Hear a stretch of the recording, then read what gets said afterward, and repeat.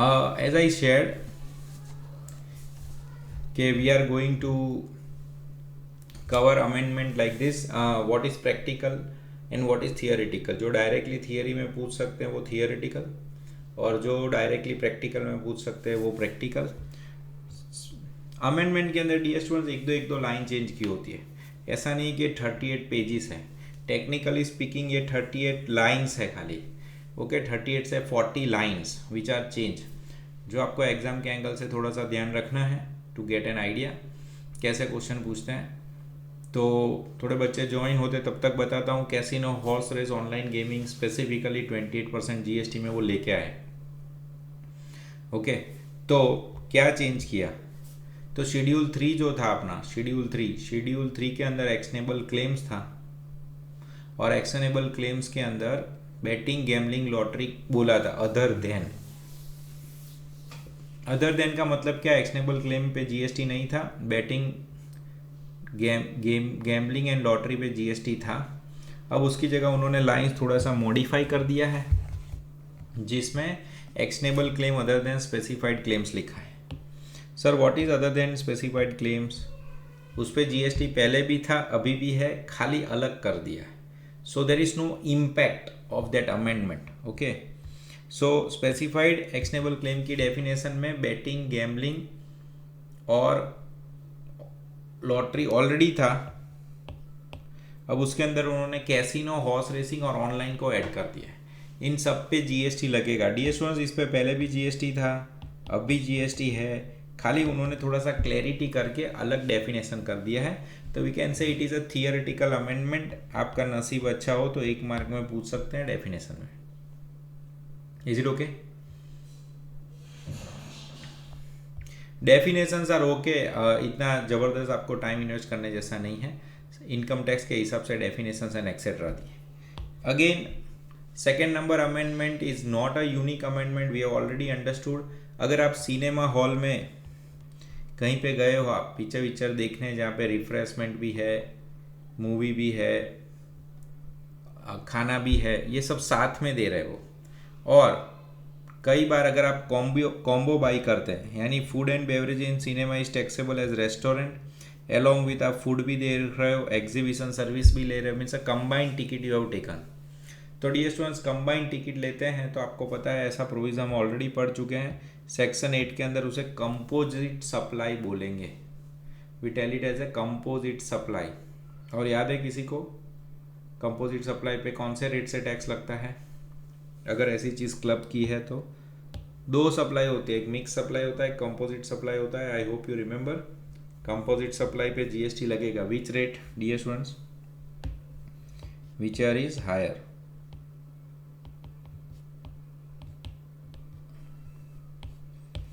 तो ये भी उनका क्लैरिफिकेशन है, ये कोई अमेंडमेंट नहीं है, क्लैरिफिकेशन है कि भाई लोगों को अगर नहीं पता है तो बता देंगे. बराबर. और mix supply whichever is higher किस में होता है, सॉरी, मिक्स सप्लाई के अंदर. और कंपोजिट सप्लाई के अंदर क्या होगा, प्रिंसिपल सप्लाई. सर क्या होता है प्रिंसिपल सप्लाई इसमें. Dear student, theatre will be considered as a principal supply when you are going to watch a movie. Okay, correct, Harsh correct. Okay, फिर आगे बढ़ते हैं. क्लैरिफिकेशन, अगेन ये सब क्लैरिफिकेशन है डियर स्टूडेंट्स. लोगों को कन्फ्यूजन था तो वो दूर कर रहे हैं. Clarification on taxability of shares held in a subsidiary company by a holding company. Dear students, holding company ने सब्सिडरी कंपनी के शेयर्स होल्ड किए हैं मोर देन 50%. सर क्या इस पे जीएसटी लग जाएगा.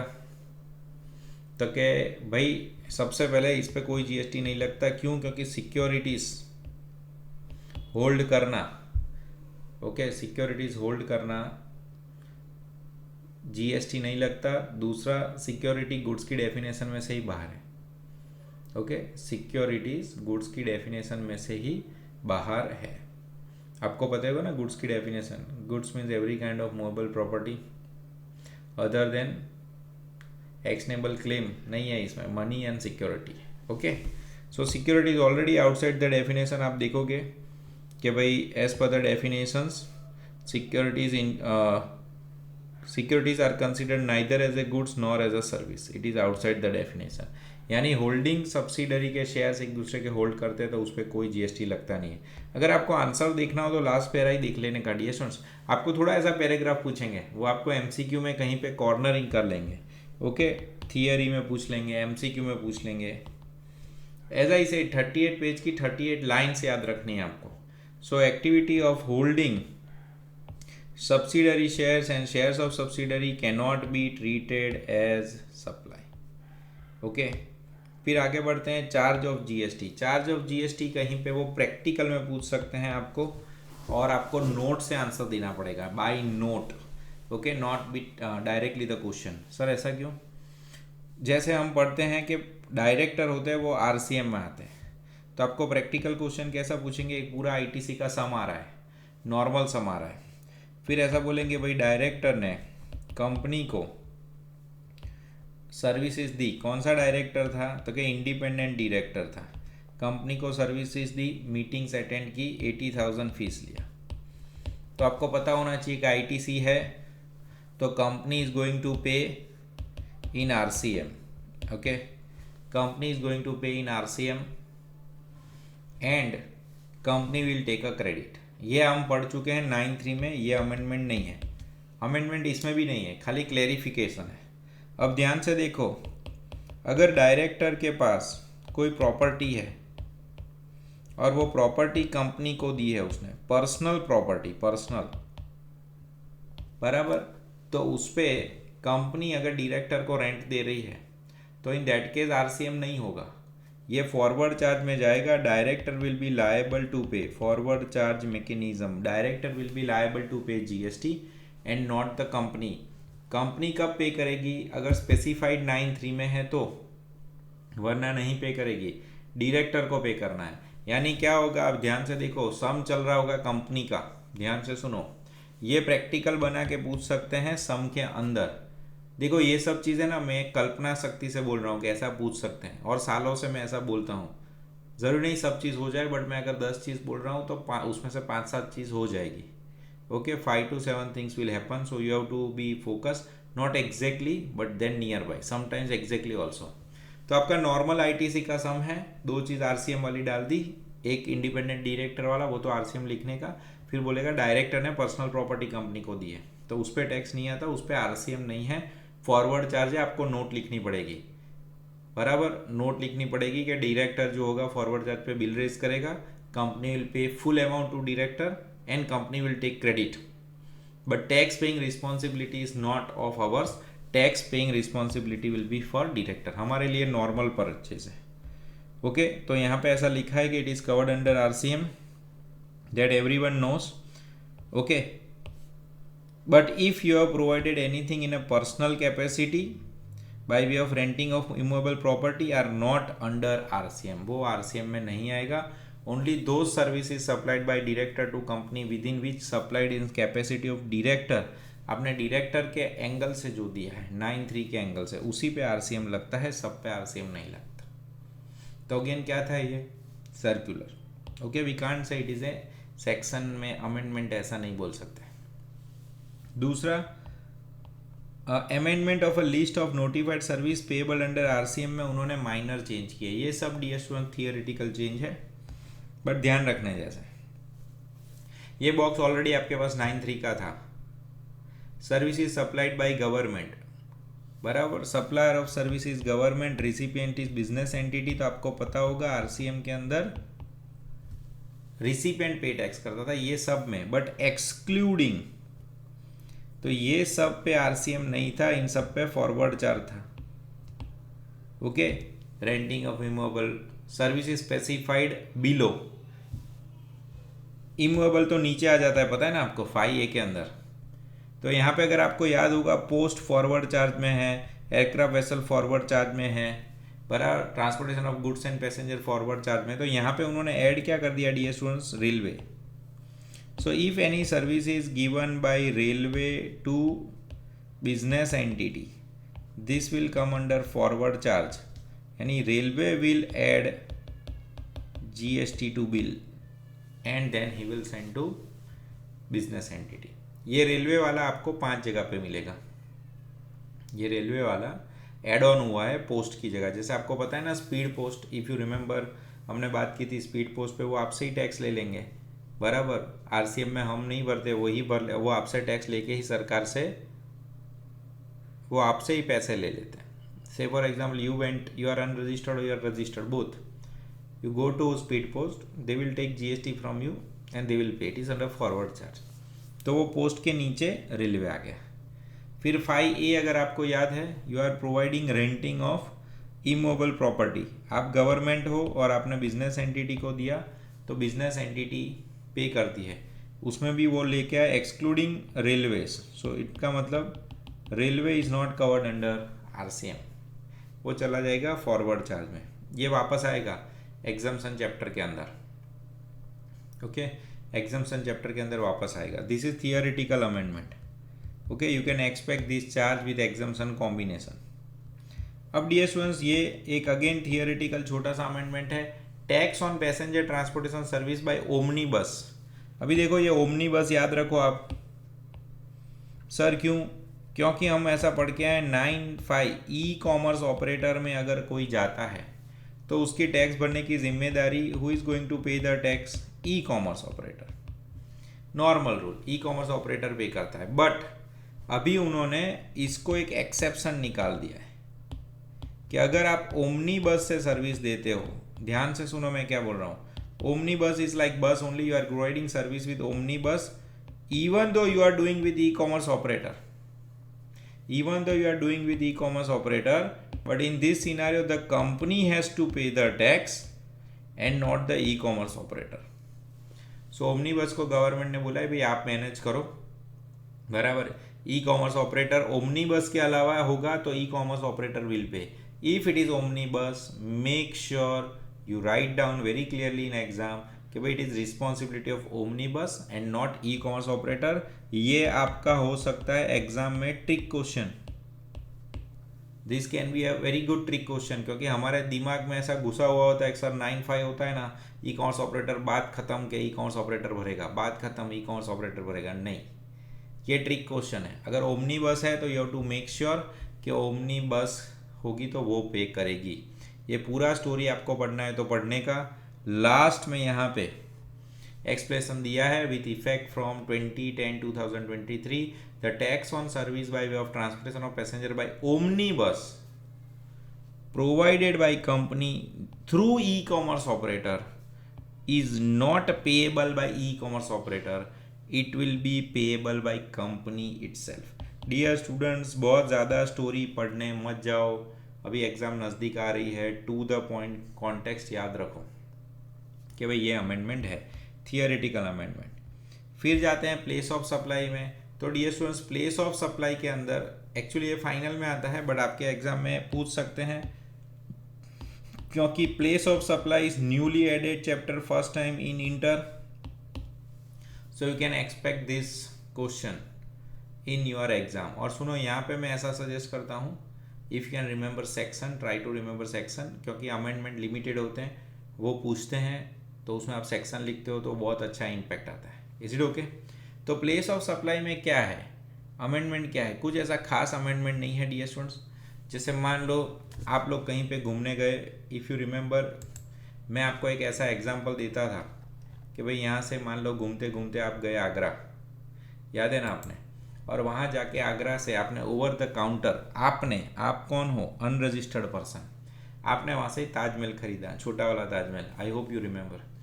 तो कौन सा सेल होता है, याद है किसी को? अगर देव है, अभिषेक है, वेद है, राजवी, बहुत सारे बच्चे हैं, आप लोग गए कहीं पे, आगरा ही जाओ और वहाँ पे जाके हम खरीदते हैं ताजमहल, तो कौन सा सेल होता है पता है? चलो, we got Pearl answer, intra local, intra intra intra intra intra, very good, correct. अब देखो अब क्या होता है, अगेन ऐसा ही said this can be a trick question for you. है तो राइट ही, है तो आपका आंसर राइट ही, बट ध्यान से देखो अमेंडमेंट ऐसा है, when address of unregistered person is recorded in invoice, यानी पल गुजरात से गई उत्तर प्रदेश और वहाँ पे जाके उसने ताजमहल खरीदा आगरा में, और उसने एड्रेस दिया बिल के अंदर क्या गुजरात, उसने एड्रेस दिया, तो एड्रेस दिया ना, तो प्लेस ऑफ सप्लाई क्या है, the location as per the address of unregistered person located in invoice, तो फिर वो लोकल सेल नहीं हो जाएगा, वो आईजीएसटी वाला सेल हो जाता है। So as I said this can be a trick question for unregistered person, but ये आपका दिमाग सच में टेस्ट करेंगे अगर पूछ रहे हैं तो, और फिर ऐसा लिखेंगे बट बाय मिस्टेक, ध्यान से सुनो, by mistake you forgot to give your address, तो फिर वो लोकेशन ऑफ सप्लायर हो जाएगा, लोकल सेल हो जाएगा। आपका जो पहला आंसर था लोकल सेल, वो गलत नहीं है, बट वो आएगा with if and buts conditions के साथ। और मैं तो ज़्यादा सोच रहा हूँ कि अगर इंस्टीट्यूट ऐसा बोलेगा कि गलती से आपने गुजरात की जगह राजस्थान बोल दिया, तो डियर स्टूडेंट्स आईजीएसटी राजस्थान पे लग जाएगा, क्योंकि रीज़न क्या है, आपने जो एड्रेस दिया उसी के बेसिस पे बिल काउंटर होने वाला है। तो ये किसके लिए है, रजिस्टर्ड की तो बात ही नहीं, अनरजिस्टर्ड की बात हो रही है, क्योंकि कंजम्पशन बेस्ड टैक्स की बात कर रहे थे, तो ऐसा था कि भाई हम लोकल सेल मानते हैं, तो लोकल सेल में 2 ऑप्शन आ गए। I hope this is clear, this can be a good question. दूसरा, clarification of service in case of advertising sector. Advertising sector में भी ऐसा कुछ खास नहीं है, कौन सी कैटेगरी में लिखना है वो क्वेश्चन है। अब आपको याद होगा कि नहीं, मैं इंसिस्ट करता हूँ याद रखो, सेक्शन याद रखो, क्योंकि अमेंडमेंट है, रूटीन में चल जाता है। एक सेक्शन है 12(3) का सेक्शन, ओके, एक सेक्शन है 12(3) का सेक्शन। 12(3) आपको शायद याद नहीं होगा, it is immovable property. Immovable property का रेंटिंग का या जो भी इनकम है वो क्या होता है, जहाँ पे इमूवेबल प्रॉपर्टी है वो। और दूसरा सेक्शन इसके साथ कनेक्टेड ही है, that is 12(2), that is default section, okay, that is default section. अगर आप कहीं पे भी कवर नहीं होते तो लोकल सेल वाला। चलो वी हैव क्वेश्चन, यूँ तो अभी मैं क्वेश्चन नहीं ले पाऊंगा, बट ले लेता हूँ। पल का क्वेश्चन है, sir this is principal to place of supply of service, what about section 10 sub section,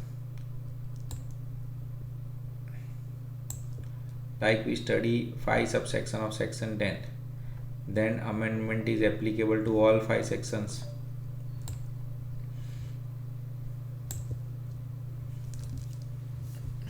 ये पल स्पेसिफिकली दूसरे सेक्शन को हिट करेगा ही नहीं, ये सिर्फ और सिर्फ अनरजिस्टर्ड को ही हिट करेगा, क्योंकि रजिस्टर्ड जहाँ पे हो तो आपको याद ही होगा, if you are registered then for taking credit, तो आपको तो रिस्पेक्टिव टैक्स जो होगा वो आप लगा ही सकते हो ना। आपका ऑफिस अगर दूसरे स्टेट में है तो आप उस तरह से क्रेडिट लोगे ही ना।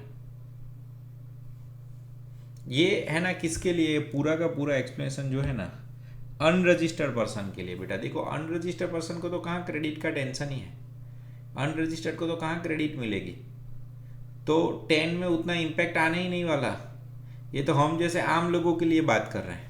और सुनो, आपने सी भरा कि एस भरा, उससे कोई फर्क पड़ने वाला है नहीं, क्योंकि टैक्स तो ऐसे भी देने का था, ऐसे भी देना है, 9+9 देना है या 18 देना है, बराबर, बट ओवर द काउंटर की बात कर रहे हैं, ओके। इसमें भी थोड़ा थोड़ा लैग तो आ रहा है नहीं, I feel like that. In zoom also there is little bit lag, 1-2 second का लैग तो दिख ही रहा है।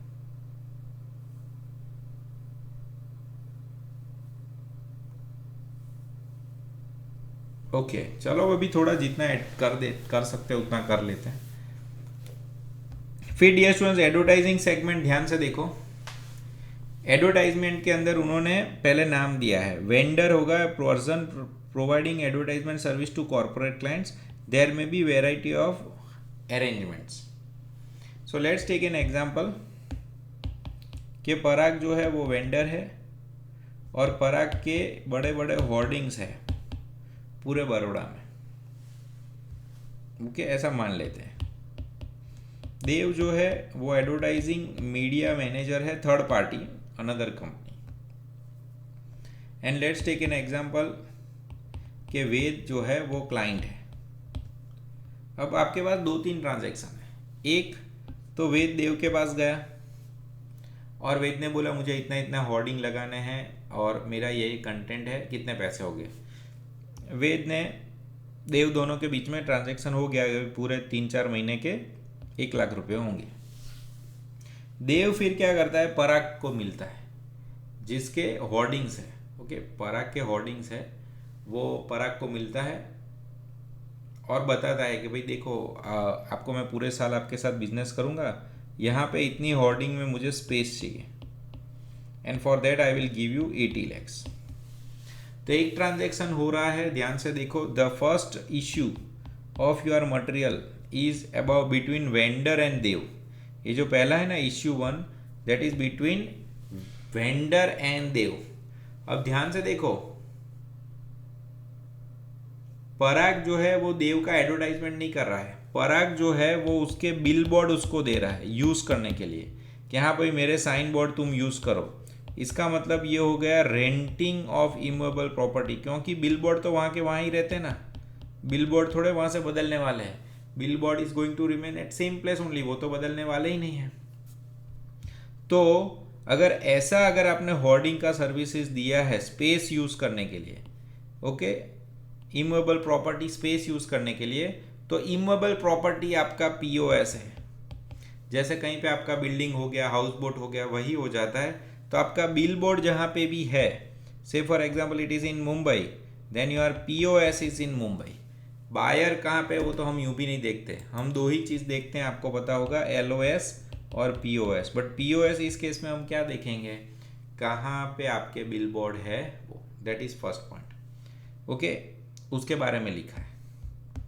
सेकेंड जो है उसमें ऐसा होता है, there can be also a case when advertise company wants to display advertisement on hoarding and bill specific availing the service of vendor.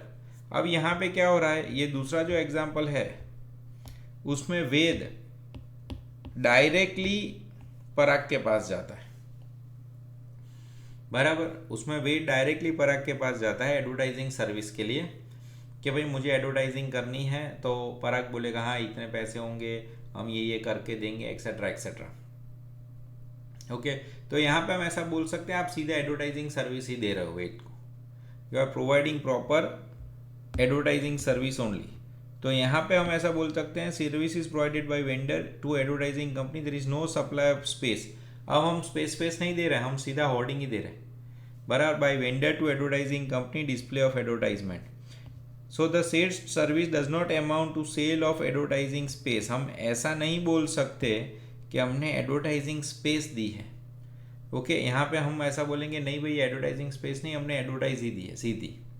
So accordingly shall not be covered in 12(3), immovable property में cover होगा नहीं। तो sir किस में cover होगा, such services provided by vendor to advertising are purely in nature of advertisement. इसको हम advertisement ही बोलते हैं और कुछ भी नहीं बोलते, ओके। तो 12(2) में कवर होगा। सर तो इसमें क्या आया, पढ़ने का क्या आया, पढ़ने का क्या आया ऐसा, ध्यान से देखो, पराग और देव के बीच में जो कॉन्ट्रैक्ट हुआ वो रेंटिंग का हुआ, रेंटिंग ऑफ इमूवेबल प्रॉपर्टी, और वेद और पराग के बीच में जो कॉन्ट्रैक्ट हुआ that is advertisement contract, that is advertisement contract. This is what they want to convey, is it okay. तो ये भी स्कोप है पूछने का सर्कुलर में। फिर डियर स्टूडेंट्स, एग्जाम्पशंस एग्जाम में पूछ सकते हैं, कहाँ पे, मोस्टली थियोरेटिकल। एक डायरेक्ट क्वेश्चन 2 मार्क का आ सकता है, बाकी सब इंटरलिंक। अमेंडमेंट में आप देखो सबसे पहले सैटेलाइट लॉन्च सर्विसेज, तो डियर स्टूडेंट्स पहले supplied by Indian space research Antariksh corporation and new space India limited. क्या किया, इनके नाम थे, यानी अगर ये लोग करते हैं तो एग्जम्पशन था, अब उसको निकाल दिया, इसका मतलब कोई बता सकता है इम्पैक्ट क्या होगा, इसको निकाल दिया यानी क्या, सैटेलाइट लॉन्च सर्विस, और इसके नाम काट दिए। पहले ये एग्जम्पशन था, तो satellite launch service by Indian space research Antariksh corporation and etcetera निकाल दिया, तो इसका मतलब क्या होगा, अब टैक्सेबल हो जाएगा ऐसा। चलो Ved says sir all service exempt, okay. Param says all exempt, very good, full exempt dear students. अब anyone providing the service is exempt, okay. Service of satellite by any person is exempt, correct, very good. तो ये आपको पूछ सकते हैं, बराबर। आपको क्या पूछ सकते हैं ट्रिक क्वेश्चन बना के, पहले ऐसा पूछेंगे इंडियन स्पेस रिसर्च ने सर्विस दी, फिर आपको किसी और का नाम डाल देंगे कि भाई पृथा टक्कर ने सर्विस लॉन्च की ऑफ सैटेलाइट। हम क्या सोचेंगे कि भाई इंडियन स्पेस रिसर्च जो था वो एग्जेम्प्ट था, लेकिन अब कैंसिल हो गया, इसलिए अब वो टैक्सेबल हो जाएगा। ऐसे दिमाग में क्वेश्चन आते हैं, ऐसा है नहीं, सबके सब exempt, okay. Satellite launch service is exempt. दूसरा, गवर्नमेंट जो भी सर्विसेज देती थी जिसमें आरसीएम था, बट उसके अंदर डिपार्टमेंट ऑफ पोस्ट के बाद क्या आ गया, railways. So as I said this will go under forward charge. Exemption के अंदर एक्सक्लूड किया था डियर स्टूडेंट्स, यानी टैक्सेबल ही था। फिर अगर आपको याद है तो government to government is exemption, government to government is exemption, but उसके अंदर अगेन उन्होंने एक्सक्लूड किया है department of post and railway ministry is covered under forward charge, so it is not exempt. Sir date याद रखने की है? नहीं नहीं बेटा, कोई डेट याद नहीं रखने की। ये डेट ना, नहीं नहीं, कोई डेट याद नहीं रखने की। No dates to be remember, only remember provision, okay. ये तो हर 6 महीने में बदलते रहते हैं, मैंने बोला तो था, 2-3 हज़ार अमेंडमेंट करके बैठे हैं ये लोग जीएसटी में। 8th point, DSO services provided by central government, state government to local authority. One government to another government is also exempt, but Department of Post aircraft vessel was taxable. उसमें railway आ गया, railway is also now taxable under forward charge. Government बोलती थी हम छोटी छोटी चीज़ों पे GST नहीं लेंगे, 5,000 से कम होगा तो जीएसटी नहीं लेंगे, बट उसमें भी ऐसा रूल था कि बट हाँ अगर पोस्ट है तो लेंगे, ट्रांसपोर्टेशन ऑफ गुड्स है तो लेंगे। उसमें अब रेलवे मिनिस्ट्री भी आ गया, वो भी 5,000 से कम का बिल होगा तो भी लेंगे अंडर फॉरवर्ड चार्ज। तो I hope now you understood कि रेलवे को हर जगह पे फॉरवर्ड चार्ज में लेके आए हैं। तो शेयर बाजार के एंगल से अगर आप रेलवे के शेयर्स अभी ले लेते हो तो ऐसा गिन के चलने का, ये धीरे धीरे प्राइवेटाइजेशन के जरा हो जाएगा, प्रॉफिट मोटिव पे काम करेंगे और जितने भी बिजनेस एंटिटी को सर्विस देंगे उन सब पे ज़बरदस्त टैक्स वसूल करेंगे and they will make a good profit, good margin, and government will also generate huge income from this. ये नया है, this can B 2 marks question, direct question again, theoretical plus practical also possible, घुमा फिरा के भी पूछ सकते हैं। जैसे गवर्नमेंट ने ऐसा बोला कि एनी सर्विस इज प्रोवाइडेड, ध्यान से देखो, to dear students, any service is provided to government, यानी मान लो जयदेव ने वाटर सप्लाई सर्विस शुरू की, पब्लिक हेल्थ सर्विस शुरू की, सैनिटाइजेशन, सॉलिड वेस्ट मैनेजमेंट, ये आप सर्विस दे रहे हो गवर्नमेंट को, तो डियर स्टूडेंट्स उस पर कोई टैक्स लगेगा नहीं, there is no taxation on that, okay. Parallel amendment IGST में भी दिए, तो ये 5 वर्ड याद रख लेने के, water supply, public health, sanitation, solid waste management, slum improvement and etcetera.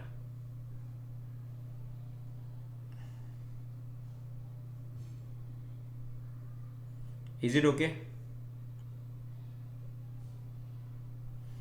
Then value of supply, dear students आप थोड़ा बीच बीच में कुछ चैट लिखते रहना, मैं पूछता हूँ तो, because I am not getting idea only के इंटरनेट इज वर्किंग और नॉट, क्योंकि ये OBS चलाते हैं ना तो इंटरनेट नहीं दिखता और नीचे वाला रो ढक जाता है। बट बहुत सारे लोग ज्वाइन हो रहे हैं, लेफ्ट हो रहे हैं, ज्वाइन हो रहे हैं, लेफ्ट हो रहे हैं, तो मैं ऐसा मानता हूँ कि उनके वहाँ इंटरनेट का इश्यू होगा या मेरे वहाँ होगा। Dear students, value of supply के अंदर ऐसा बोल रहे हैं कि जो स्पेसिफाइड एक्शनेबल क्लेम था, सर क्या lottery, betting, gaming, online gaming, ये सब जो था उस पर सर टैक्स कैसे लगाएंगे? तो उसके लिए डियर स्टूडेंट्स वैल्यूएशन रूल्स में जाना पड़ता है। वैल्यूएशन रूल्स सर कहाँ है वो valuation rules? Valuation rules finals में आते हैं। नॉलेज के लिए देखना हो तो पार्ट 2 अमेंडमेंट का देखना, उसमें कवर करेंगे, बाकी आपको नहीं आएगा, आपका बेसिक्स ही है, बराबर। तो वो आपको वैल्यूएशंस में आने वाला नहीं है, so it is not covered. Just they have try to said कि tax to be paid in specified actionable claim at the time of receipt of payment, जब आपको पैसे मिलते हैं तब उस पर टैक्स भर देने का। डियर स्टूडेंट्स, रजिस्ट्रेशन चैप्टर के अंदर अगर आपको याद है तो उन्होंने बोला था फिजिकल वेरिफिकेशन करना पड़ता है एज पर न्यू स्कीम।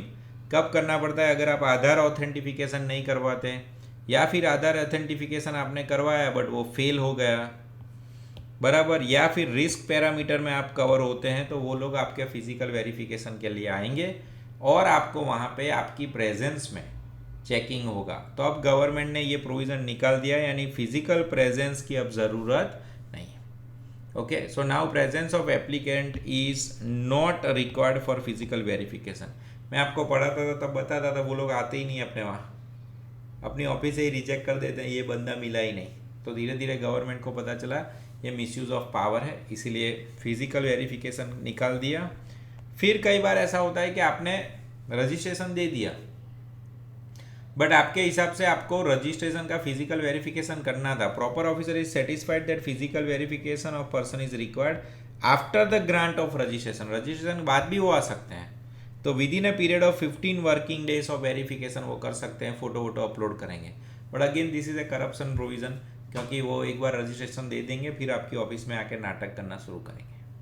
या फिर अगर आपको लगता है ये फ्रॉड हो सकता है, बाद में नहीं भाई, पहले ही देखना पड़ेगा, तो physical verification of place of business before the grant of registration is also fine. उसमें आपको देखना है सब प्रॉपर है, उसके फोटोग्राफ अपलोड करने हैं कॉमन पोर्टल को at least 5 days prior to completion of time period.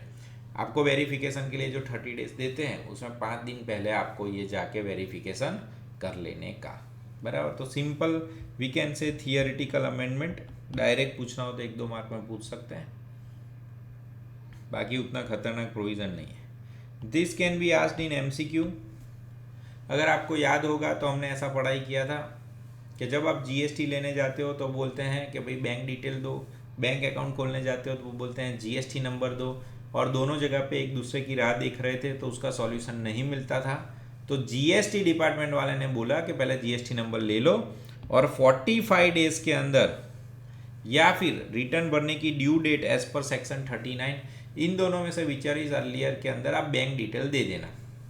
यानी पहले GST नंबर ले लो, GST का सर्टिफिकेट ले लो, जाके बैंक में जाओ, बैंक के पास से बैंक अकाउंट खुलवा लो, फिर बैंक की डिटेल लेके आओ, IFSC code, account number etcetera, और फिर सबमिट कर दो विद इन 45 डेज, और ड्यू डेट रिटर्न की आ गई। इन दोनों में से विचर इज अर्लियर। अब डियर स्टूडेंट्स, ये MCQ क्वेश्चन है, 30 डेज हो गया, क्योंकि आपके दिमाग में 45 गूंज रहा होता है और अचानक से MCQ में आपको 30 डेज मिल जाए। और कैसे रखेंगे वो लोग? 15, 30, 45, 60, तो ध्यान नहीं रहेगा, बराबर। तो 30 days from the date of grant of registration और outward supply whichever is earlier, या IFF आप सबमिट कर रहे हो, GSTR1 और IFF whichever is earlier. Is it okay? अब ध्यान से देखो, ये भी बहुत ज़्यादा ट्रिकी हो सकता है। 45 डेज और ड्यू डेट ऑफ रिटर्न था, ये रिटर्न कौन सा था? Final return, that is GSTR3B। Is it okay? यहाँ पे उसने क्या किया? सेक्शन 37 यानी आउटवर्ड सप्लाई, यानी आप समझो अगर इंस्टीट्यूट को बहुत ही ज़्यादा मस्ती करनी है ना तो ऑप्शन में 2 बार 30 डेज रखेंगे, तो आप फंस जाओगे कि हाँ यार 30 अमेंडमेंट तो था बट 30 डेज और due date of return as per section 39, 30 days और due date of return as per section 37, या फिर यहाँ पे लिखेंगे GSTR3B, या फिर यहाँ पे लिखेंगे GSTR1 एंड IFF। तो you have to make sure कि GSTR1 एंड IFF ये चेंज है। मैं तो आपको हाइट बता रहा हूँ, इतना टेक्निकल तो इंस्टीट्यूट नहीं पूछते, उतना दिमाग उनके पास भी होना चाहिए। बट मान लो कोई बैठा है इंटेलिजेंट बंदा, उसको मस्ती करनी है तो ऐसा करेंगे, क्योंकि ये बहुत ज़्यादा टेक्निकल अमेंडमेंट नहीं है, बट अभी तो भी पूछना है तो घुमा फिरा के इस तरह से पूछ सकते हैं। फिर dear student, system based suspension आपका होगा रजिस्ट्रेशन में। अगर आपने 30 डेज के अंदर, अगर आपने 30 डेज के अंदर बैंक का डिटेल नहीं दिया तो ऑटोमेटेड सिस्टम जनरेटेड सस्पेंशन हो जाएगा। ओके, और ध्यान से सुनो, फिर आपका बैंक का डिटेल आ गया और आपने वापस सरकार को सबमिट कर दिया तो automatic revocation on furnishing set detail substitute under third provision of 21A(4) and 21A(2)(a). यानी लेट्स टेक एन अजम्पशन कि भाई आप 30 डेज में सबमिट नहीं कर पाए तो आपको एक ऑटो नोटिस आ जाएगा, बराबर, कि भाई से फॉर एग्जांपल वी हैव सृष्टि, तो सृष्टि ने 30 डेज में बैंक डिटेल नहीं दी तो आपको नोटिस आएगा 10A के अंदर, और आपको बोलेंगे 10A में आपने सबमिट नहीं किया इसलिए आपका रिवोकेशन कर रहे हैं, आपका रजिस्ट्रेशन सस्पेंड हो जाएगा। फिर आया और आपने सबमिट किया तो वो ऑटोमेटिक जो कैंसलेशन था वो कैंसिल हो जाएगा, रिवोकेशन ऑटोमेटिक कैंसिल हो जाएगा, so your registration will restart. Okay, so that also we can say it is theoretical. और यहाँ पे जो भी सस्पेंशन होने वाले हैं वो सिस्टम जनरेटेड होने वाले हैं। सिस्टम जनरेटेड मीन्स ऑटोमेटेड, उसमें हमारा कोई रोल रहेगा नहीं। Okay, so that story they have explain again, बराबर। और एक चीज़ ऐसा है कि हम ऐसा पढ़ के आए थे, अगर आप रिटर्न नहीं भरते हो टाइम पे, GSTR 1 टाइम पे नहीं भरते हो तो आपका जो रजिस्ट्रेशन है वो कैंसिल हो जाएगा। तो उसमें ये कंडीशन ऐड हो गई, कौन सी वाली, 45 की जगह 30 डेज़ के अंदर, 45 की जगह 30 डेज़ में बैंक डिटेल नहीं देते तो भी हम आपका रजिस्ट्रेशन सस्पेंड कर देते। Dear students, both page same story return, okay, with an explanation. Then there is contravention of provision of Rule 10A. Registration of such person is suspended. आपका रजिस्ट्रेशन सस्पेंड हो गया, अब आप क्या करोगे? तो कुछ नहीं भाई, हम मेल लिखेंगे, हम रिक्वेस्ट करेंगे कि भाई आप बताओ क्या गलती है, फिर आपकी जो भी गलती थी उसको सुधार लेना, आप आपकी गलती सुधार लोगे तो आपका रजिस्ट्रेशन वापस रीस्टार्ट कर देंगे। ओके सर, कुछ टाइम फ्रेम में बढ़ोतरी की है, yes, this can be again MCQ। Dear students, अगर आपका रजिस्ट्रेशन रिवोक हो जाता है और आपको रिक्वेस्ट करना है रिकन्सिलेशन करने के लिए कि सर वापस लो, तो 30 डेज था, फिर एडिशनल कमिश्नर के फिर से 30 डेज थे, बट अब ये सब पुराना हो गया है। अब अगर वो आपका रजिस्ट्रेशन कैंसिल करते हैं तो 30-90 भूल जाओ, रेड कलर में यहाँ पे लिखा है वो आपको याद रखना है फॉर एग्जाम, कि अगर आपका रजिस्ट्रेशन कैंसिल हो गया तो you can apply to proper officer within a period of 90 days from the order of cancellation. और इससे भी ज़्यादा डिले हुआ तो आप कमिश्नर की मदद लेके उसे एक्सटेंड कर सकते हो further period not exceeding 180 days. So almost triple the time. Okay, पहले 30 था, 30 + 30 अब 90 हो गया, 90 + 180। We can say MCQ। इसमें से क्या पूछ सकते हैं dear students? MCQ। Rule 81 amend किया। रूल 81 यानी क्या? Rule 81 is nothing but it is registration without PAN. Okay, PAN card के बिना रजिस्ट्रेशन अलाउ कर देंगे अगर आप इंडिया के बाहर के हो। तो डियर स्टूडेंट्स, आपके पास पैन कार्ड होगा ही नहीं। Okay, you are supplying service online money gaming from place outside India to a person in India. Mean say for example you are in US और वहाँ से आप ऑनलाइन गेमिंग करवा रहे हो इंडिया के लोगों के साथ, तो आपको रजिस्ट्रेशन करना है, बट आपके पास पैन कार्ड होगा नहीं। तो रूल 81 अमेंड किया है इन लोगों के लिए। यूँ भी हम ये पढ़ चुके हैं, अगर आप इंडिया के बाहर के हो और आपके पास पैन कार्ड नहीं है तो you have to take registration, बराबर, बट वाया पासपोर्ट। तो यहाँ पे भी उनको पैन में से हमने एग्जेम्प्ट किया है। Is it okay?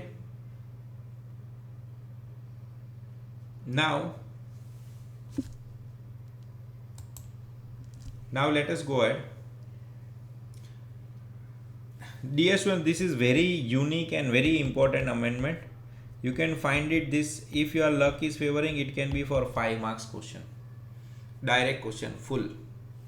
Unregistered person with aggregate turnover up to threshold permitted to supply goods through e-commerce. Dear student, देखो हेडिंग, देखो ध्यान से।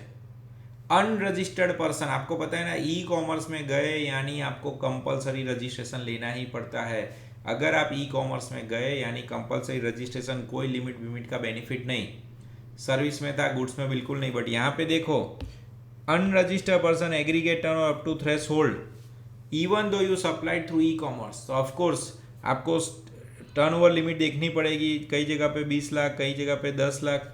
बट हो क्या रहा था, अभी ऑनलाइन बिजनेस बहुत बढ़ रहा है। Unregistered person are not permitted to make supply of goods through e-commerce. Who is required to collect TCS?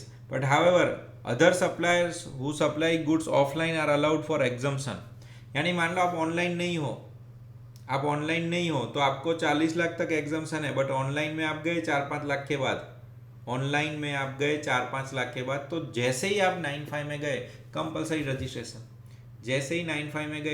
Registration, so this is very unique point कि अगर अब आपको ऑनलाइन जाना है और आपका टर्नओवर 20 लाख से कम है, 10 लाख से कम है, तो भी चलेगा, subject to this conditions. So what are the conditions dear students? Let's assume अतिक्स इज डूइंग स्मॉल बिजनेस, उसका टर्नओवर 30 लाख से कम है, 5 लाख ही है, 5 लाख ही, और उसको बिजनेस करना है ऑनलाइन। तो गवर्नमेंट क्या बोलती है, हाँ चलो हम ऑनलाइन करने देंगे, बट उसके लिए आपको पूरा प्रोसेस फॉलो करना पड़ेगा, आपका पैन कार्ड देना पड़ेगा, प्रिंसिपल प्लेस ऑफ बिजनेस देगा, और ये रूल्स आ गए। ध्यान से देखो, ये डायरेक्ट क्वेश्चन में पूछ सकते हैं, घुमा फिरा के पूछ सकते हैं। अगर आपका टर्नओवर 20 लाख से कम है और बेचना है ऑनलाइन, बेचना है अमेजोन पे, तो भी अलाउड, जब तक आपका 20 लाख नहीं होता है। बट सर टैक्स नहीं भरने का, सर ई कॉमर्स भरेगा नहीं, ई कॉमर्स भरेगा तो वो तो आपसे मांगने ही वाला था ना, आप बेचो खाली, कमीशन खेल लो। बट देखो कंडीशन वैसे ही वाली जो नॉर्मल थी, सच person shall not make intrastate supply of goods, एक स्टेट में से दूसरे स्टेट में नहीं बेच सकते। बट सर वो ट्रैक कैसे रखेंगे, वो रखने का ना, वो ई कॉमर्स को रखने का, वो ट्रैक रखने का, दूसरे स्टेट में नहीं बेच सकते भाई। दूसरे स्टेट में बेचोगे तो सेक्शन 24 में एक स्टेट से दूसरे स्टेट कंपलसरी रजिस्ट्रेशन, तो कंपलसरी रजिस्ट्रेशन की जगह आपको ऑप्शन दिया है, बट इंटर स्टेट नहीं करने का। सच person shall not make supply of goods through e commerce in more than one state, कोई भी एक स्टेट में आप ये बिजनेस कर सकते हो। Such person is required to issue PAN card, तो आपको देना ही है। Such person shall make before the supply of goods through e commerce declare on common portal, उसको कॉमन पोर्टल पे उसका पैन, उसका एड्रेस, उसका स्टेट जहाँ पे वो सप्लाई करने वाला है, ये सब देना पड़ेगा।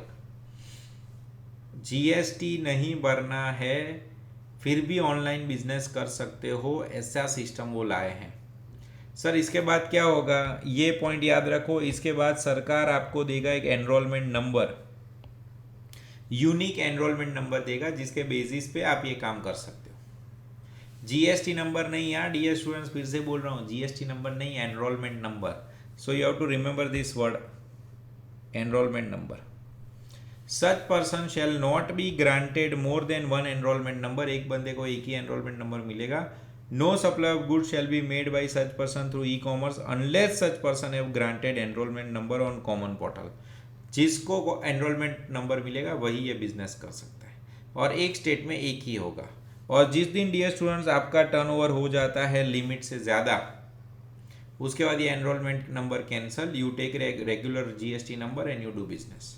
Okay, so I am putting in a summarized form, very good unique concept they have brought in, कि अगर आपका टर्नओवर 10 लाख 20 लाख से कम है फिर भी ऑनलाइन जा सकते हैं, पहले नहीं जा सकते थे। डायरेक्ट क्वेश्चन 5 मार्क का भी पूछ सकते हैं, बराबर, बट उसकी कंडीशन क्या है कि आपको इंटरस्टेट सप्लाई नहीं करने का, एक से ज़्यादा ई कॉमर्स एक राज्य के अंदर आप you should not do this business in more than one state, pan देना पड़ेगा, common portal address, state, enrolment number देना पड़ेगा, कौन देगा, गवर्नमेंट। एक स्टेट में एक ही एनरोलमेंट नंबर आपको मिलेगा, एनरोलमेंट नंबर नहीं है तो आप बिजनेस नहीं कर सकते। Is it okay? ठीक है, यहाँ तक किसी को डाउट होंगे तो पूछ सकते हो बाद में भी, है ऐसा कुछ नहीं, अभी थोड़ा इंटरनेट का इश्यू हो तो, but mostly dear students in 10-15 minutes will able to finish, अब कुछ उतना खास नहीं है, और एक बार तो आप पढ़ो, कोई चिंता नहीं है। एमसीक्यू के लिए ध्यान रखो, प्रैक्टिकल में threshold limit of e-invoice reduce to 5 crore, पहले डियर स्टूडेंट 10 करोड़ 500 करोड़ से धीरे करते करते वो लोग 5 करोड़ पे लेके आए, तो एमसीक्यू में पूछेंगे तो ध्यान रखने का, अभी 5 करोड़ हो गया। Applicability of e-invoicing to government and PSU also, e-invoicing वो लोग गवर्नमेंट में भी लेके आए, कैसे नहीं, सिर्फ प्राइवेट प्लेयर सबके लिए। So consistent rule for all. Dear students, ये पेमेंट ऑफ टैक्स में एक थोड़ा सा टेक्निकल पॉइंट लेके आए हैं, that is clarification on charging interest under 53 in cases of wrong availment of IGST credit and reversal। यहाँ पे उन्होंने बहुत सारी स्टोरी लिखी है, बट मैं आपको बहुत सिंपल तरीके से बता देता हूँ, आप ध्यान रखोगे तो पता चल जाएगा। खाली 2 मिनट ध्यान से सुनो। मैंने एग्जाम्पल लिख के रखा है बिकॉज इट इज थियोरिटिकल। ऐसा मान लो कि जनवरी का रिटर्न आप 20th फेब को भर रहे थे, जनवरी का रिटर्न आप 20th फेब को भर रहे थे, जैन का रिटर्न आप 20th फेब को भर रहे थे। आपका लायबिलिटी था 80,000 और आपने आईटीसी ले ली 60 की, क्योंकि आपके पास पड़ा हुआ था इलेक्ट्रॉनिक क्रेडिट लेजर में। बट डियर स्टूडेंट, उसमें से 40,000 का क्रेडिट नहीं लेने का था, आपने गलत क्रेडिट ले लिया। से फॉर एग्जांपल ये कार परचेस का क्रेडिट था, तो आपको पता है कार का क्रेडिट नहीं मिलता, बट आपने जीएसटी नंबर दिया था इसलिए आपके 2B में दिखेगा। ओके, जीएसटी आर 2B में इट विल बी विजिबल। आपने ले लिया 80 के सामने 60 करके 20 का आपने पे किया और क्रेडिट ले लिया।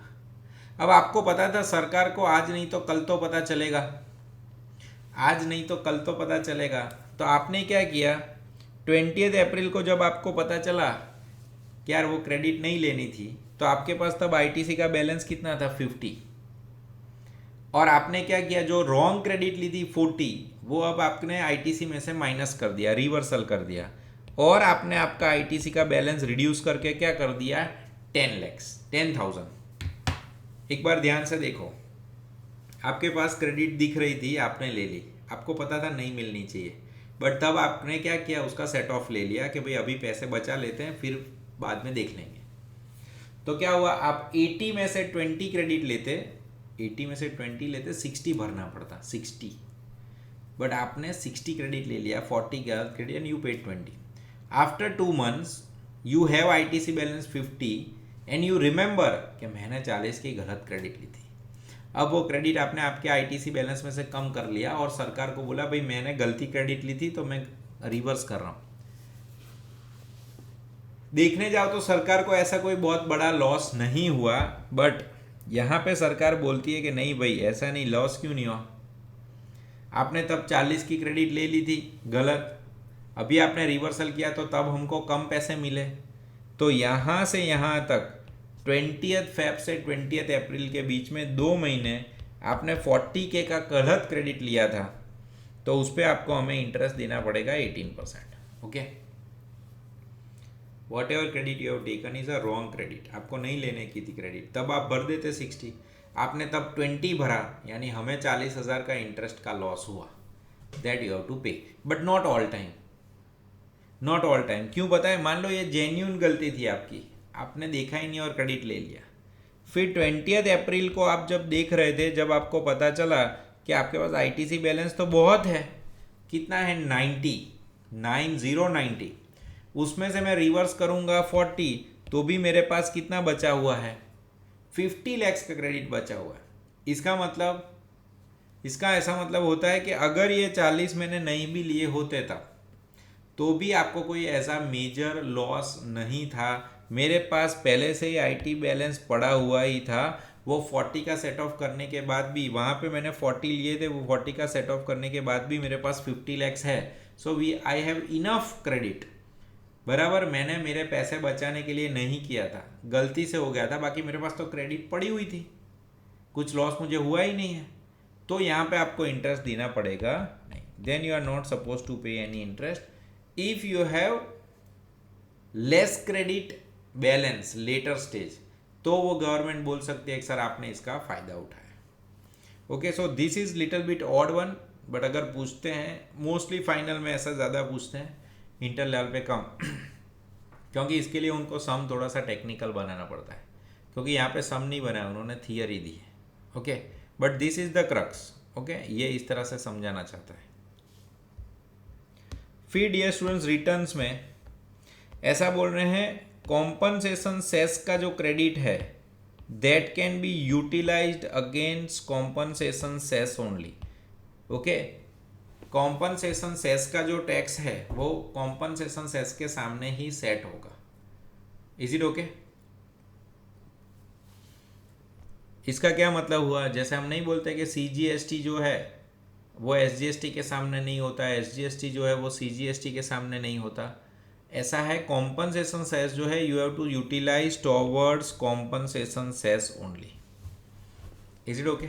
ये डियर स्टूडेंट्स, ये ऊपर वाला पॉइंट जो आपको नहीं समझ में आता है, एक बार मैं आपको अमेंडमेंट दूंगा, एक बार आप स्टडी करना बराबर। इसको आप एक दो बार पढ़ोगे ना तो आपको पता चलेगा प्रोविज़न कैसा है। मैं फिर से बता रहा हूँ कि अगर आपने गलत क्रेडिट ले ली, see if you can not understand the transaction, मैं ये 10 बार बोलूँगा तो भी समझना डिफिकल्ट है, सबको बोल रहा हूँ ओके। और किसी को नहीं समझाना हो तो थियरी पढ़ लेंगे तो आपको पता ही नहीं चलेगा। मैं आपको सिंपल बताता हूँ, से for example your liability was 80, आपका पास रियल ITC बैलेंस 20,000 था और 2B में कार का क्रेडिट दिख रहा था 40 के, कार का क्रेडिट नहीं लेने का था बट फिर भी दिख रहा था तो आपने ले लिया। तो आपने ले लिया, गलत क्रेडिट लिया ना, तो सरकार को 40,000 आपने नहीं दिए। फिर आपको पता है आपने गलत किया, तो उससे बचने के लिए आपने क्या किया, 2 महीने के बाद जब आपके पास बैलेंस आ गया 50, उसमें से आपने 40 माइनस कर दिया और आपका खुद का बैलेंस 10 कम कर लिया कि पहले मैंने गलत क्रेडिट ले लिया था और मैंने रिवर्स कर लिया।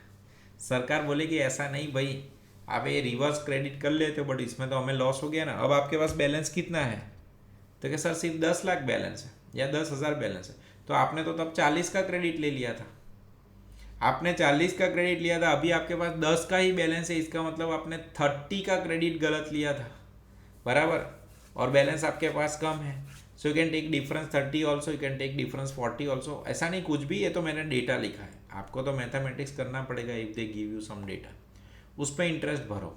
बट अगर आपके पास बैलेंस बहुत ज़्यादा है ITC का 90, रिवर्स करने के बाद भी बहुत ज़्यादा है 50, तो अगर आपको गवर्नमेंट बोलेगी कि यार आपने गलत 40 क्रेडिट ले लिया, तो आप बोलोगे सर 40 गलत ले लिया तो भी मेरे पास पहले से बहुत पैसे पड़े हुए थे भाई बराबर, ऐसा आपका कुछ नुकसान हुआ नहीं है, तो यहाँ पे आपको इंटरेस्ट देना पड़ेगा नहीं।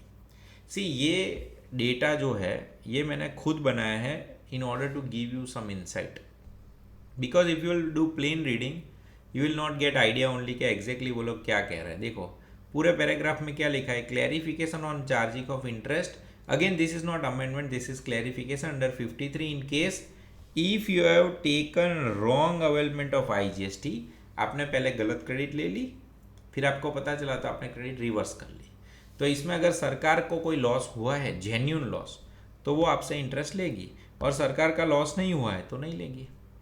Compensation cess dear students you have to set off again compensation cess only. TDS TCS के अंदर सर क्या चेंज है इसके अंदर, डियर स्टूडेंट्स कोई ऐसा मेजर चेंज नहीं, उनको सब इंफॉर्मेशन TDS TCS को रजिस्टर्ड सप्लायर की तो देने ही की थी GSTR 8 के अंदर।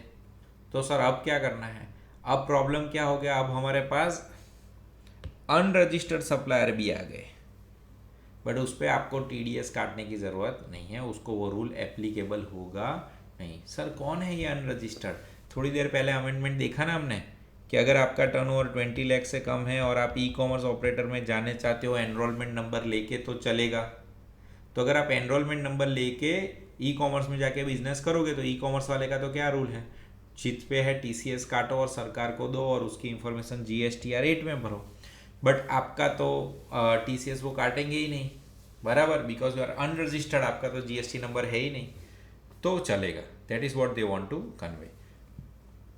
The details of tax collected at source under 52(1) furnished by e-commerce shall be made available electronically to registered supplier, not to unregistered। इसे हम बोलते हैं पैरेलल अमेंडमेंट। ये एक्चुअली अमेंडमेंट नहीं होता, आगे कोई अमेंडमेंट किया होता है उसकी ये इफेक्ट है, okay, it is effect, after shock बोलते हैं वैसा। रिटर्न्स अगेन आप थक जाते हो, कई बार आपने देखा है रिटर्न्स चैप्टर पहुँचते पहुँचते, बट मैं कई बार बोलता हूँ रिवर्स में पढ़ो अमेंडमेंट, ये रिटर्न्स में से पूछने के चांसेस बहुत ज़्यादा है, हाई प्रोबेबिलिटी। क्यों डिफ़िकल्ट है, इसीलिए नहीं, लोग यहाँ तक पहुँचते ही नहीं है, थक जाते हैं। जैसे अभी आपको बहुत लोगों को दिमाग में आ गया होगा बस अब नहीं भरना है, मैं बाद में देख लूँगा सेशन, अरे रिकॉर्ड हो रहा है तो अच्छी बात है, नहीं हो रहा होगा तो प्रॉब्लम होगी। मैं हूँ available but 1 to 1 it's difficult, but हम लोग 22, 23, 24 पर सेशंस रख रहे हैं, उसमें कुछ कर लेंगे प्लान। रिटर्न्स में क्या लाए हैं वो लोग, आपको पता है ना, अगर आपने 5-6 कंडीशन फुलफिल नहीं की तो वो आपका जीएसटी नंबर रजिस्ट्रेशन सस्पेंड कर देते हैं। आपने 6 महीने रिटर्न नहीं भरा, एक्सेट्रा एक्सेट्रा, तो उसमें उन्होंने एडिशनल कंडीशन प्रिस्क्राइब कर दी है कि अगर आपने ये 2-4 चीज़ नहीं की तो भी हम आपका जीएसटी नंबर GSTR 1 और IFF बंद कर देंगे। हम आपका GST 1 और IFF का रिटर्न भरना बंद कर देंगे अगर आपने ये गड़बड़ की है तो। सर क्या गड़बड़ की है? New inserted cross ENF। अगर आपने रूल 88D फॉलो नहीं किया तो आप GSTR 1 और IFF नहीं भर पाओगे। Sir what is 88D? 2 minute के बाद समझाता हूँ। ओके, तो आप रिटर्न नहीं भर पाओगे। दूसरा कंडीशन किया कि अगर आपने बैंक डिटेल नहीं दी एज पर 10A के हिसाब से, बैंक डिटेल क्या थी आपको 30 डेज में देने का था। अगर आपने 30 डेज में बैंक डिटेल नहीं दी तो आप GSTR 1 और IFF नहीं भर सकते। तो डियर स्टूडेंट्स, ये पैरेलल अमेंडमेंट हुआ, हम आगे भी पढ़ के आए थे और यहाँ पे भी लिखा है कि अगर आप 30 डेज में बैंक डिटेल नहीं देते हो तो आप GSTR 1 IFF नहीं भर सकते। ओके, तो वही चीज़ ऊपर है, बट यहाँ पे रूल 88D है। सर 88D क्या है? बराबर 88D भी ध्यान से देखो, वो इंटरेस्ट जैसा लगेगा, है नहीं उतना टेक्निकल, बट ध्यान से देखो। See 88D is a newly introduced rule. Okay, let's take an example के કેટલા લોકો છે બાળકો? 57.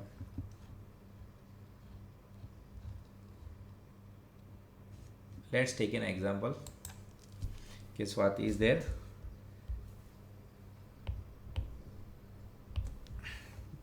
Let's take an example कि क्या हो रहा है, स्वाति उसका रिटर्न भर रही है मंथ एंड का GSTR 3B।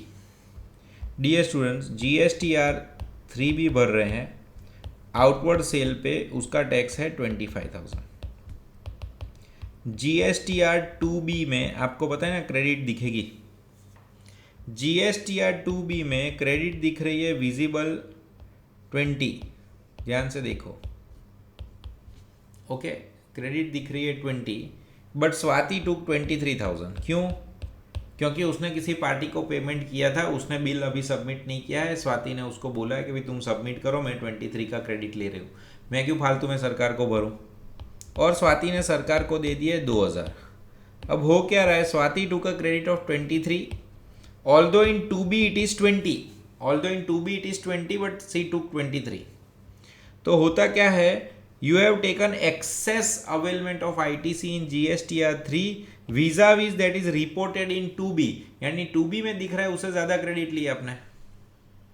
तो यहां पे क्या होगा, सिस्टम जनरेटेड आपको नोटिस आएगी। स्वाति को सॉफ्टवेयर डायरेक्टली नोटिस देगा कि भाई मैडम आपके 2B में दिख रहा है 20, आपने क्रेडिट ले ली है 23, ये 3,000 आपने एक्स्ट्रा क्यों लिए हैं, काइंडली एक्सप्लेन। या तो 3,000 आप हमको वापस दे दो विथ इंटरेस्ट, या फिर ये 3,000 का रीजंस हमें समझाओ। ये नोटिस आएगी स्वाति को ऑटोमेटेड, और स्वाति को इसको रिप्लाई करना है। सर कितने दिन में? 7 दिन में। स्वाति अगर 7 दिन में रिप्लाई करती है, या तो वो क्रेडिट रिवर्स कर देती है, इंटरेस्ट के साथ सरकार को दे देती है, या वो समझाती है कि सर ऐसा ऐसा एक क्लाइंट था, उसने मुझे पैसे नहीं दिए, तो गवर्नमेंट बोलेगी वो उसने पैसे नहीं दिए, वो हमारा प्रॉब्लम नहीं है, हम उससे चार्ज करेंगे, बट आप 2B के हिसाब से ही ले सकते हो। और अगर 7 दिन के अंदर स्वाति ने उसको जवाब नहीं दिया तो नेक्स्ट मंथ का स्वाति GSTR 1 या IFF नहीं भर पाएगी। ओके, IFF नहीं भर पाएगी, GSTR 1 नहीं भर पाएगी अगर ऐसा डिफरेंस है। और ऐसे डियर स्टूडेंट्स अब 200, 200, 300 रुपये के डिफरेंस आना शुरू होगा, क्योंकि ये सिस्टम जनरेटेड है। तो यहाँ पे पहला पॉइंट क्या था, ये register person whose intimation has been issued on common portal पे आपको नोटिस आई है 88D की कि भाई the tax period shall not be allowed to furnish GSTR 1 and IFF for subsequent tax period unless he has either paid amount equal to excess ITC with interest, और you have explain the reasons कि भाई क्यों ऐसा है, या फिर आपको उसके रीजंस देने।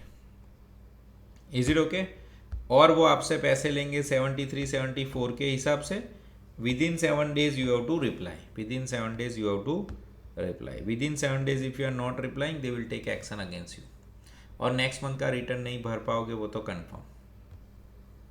यानी मेरे हिसाब से एक या दो ही ऐसे टेक्निकल पॉइंट्स हैं जो इंस्टीट्यूट आपको घुमा फिरा के पूछ सकती है।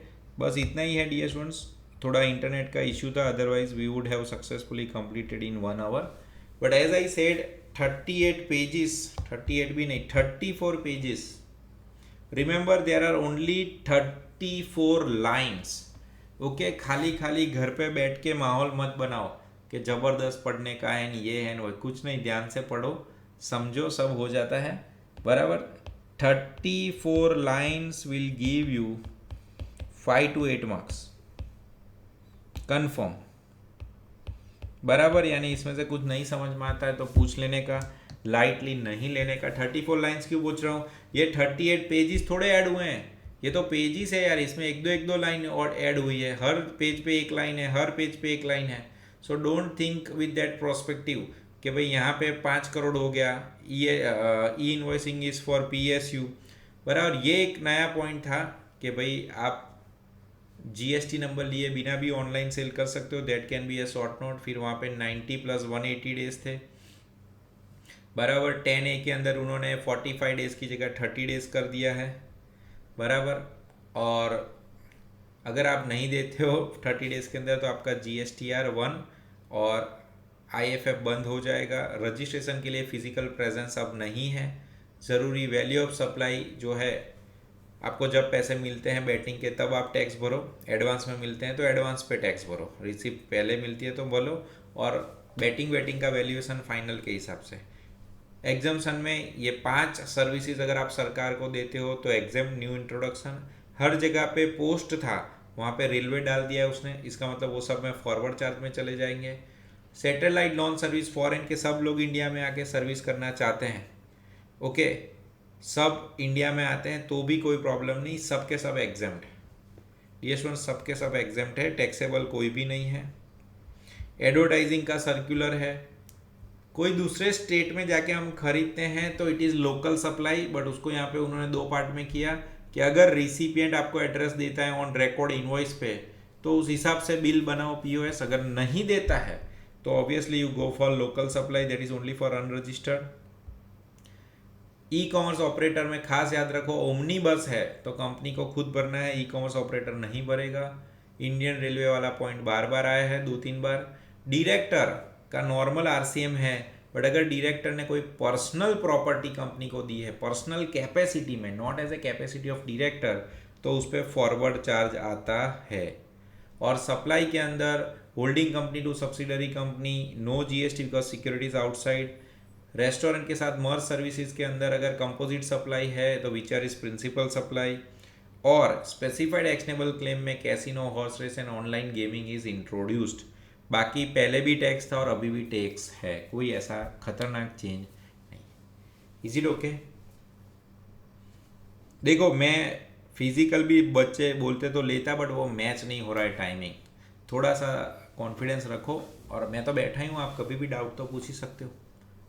सर फर्स्ट टेस्टમાં કેટલા પાસ થયા મોકમાં, એ મને ખબર નથી હો બેટા, entire department is manage independently. और मैं तो कभी मेरा पेपर भी नहीं बताता हूँ, मैं ऐसा बोलता हूँ जो पूछना है पूछो, मैंने जो पढ़ाया, ऐसा एग्ज़ाम में होगा नहीं। दूसरे मॉक में आप लोग थोड़ा टाइम आपको दिया है, you work hard, okay, because second mock some papers are outside, so you can expect something new, you can't say like that के सब मॉड्यूल में से आएगा। प्लस GST मैंने इसीलिए पढ़ा, अमेंडमेंट मैंने इसीलिए पढ़ा दिया क्योंकि इसमें से मैं पूछूंगा, ओके। अभी आपके पेपर में अमेंडमेंट्स आएंगे। सर एग्जाम्पशन जीव DT નું समरी नोट्स आपो प्लीज सर। एग्जाम्पशन जीव समरी नोट देखते हैं, सारांश है ना वेबसाइट पे, वो देखा आप लोगों ने, मस्त बनाया उसने, मैं शेयर करता हूँ चलो तुम्हारे ग्रुप में, ओके। चलो तो आज के लिए इतना रखते हैं। चीज़ के फर्स्ट मॉक में कम आए टेंशन मत करो, पढ़ते रहो। यहाँ पे पास होने की कोशिश करने की, नहीं होते तो घबराने का नहीं। अपने लिए मेन एग्ज़ाम ज़्यादा इम्पोर्टेंट है, वहाँ पे पास हो जाओगे वही अपने लिए कोर है, ओके। बाकी इस बहुत सोचने का नहीं, ऐसा बहुत होगा घर पे पढ़ते रहते हो तो दिमाग ख़राब हो जाता है, एक आध दिन आपका आउटपुट कम आता है तो आपको ऐसा हमेशा फीलिंग होगा कि यार दिन बिगड़ गया। ऐसा नहीं सोचने का, थोड़ा प्लस माइनस हमेशा रहता है दिमाग के साथ। बीच में थोड़ा वॉक पे चले जाओ, थोड़ा एक्सरसाइज करो। Once in a week you can meet your friends also. Keep a target of 2 hours higher side. ચા બા પીવાની, જમી આવો બાળકો, હોટલમાં જવાનું, સારી હોટલમાં, તબિયત ના બગડે એવું.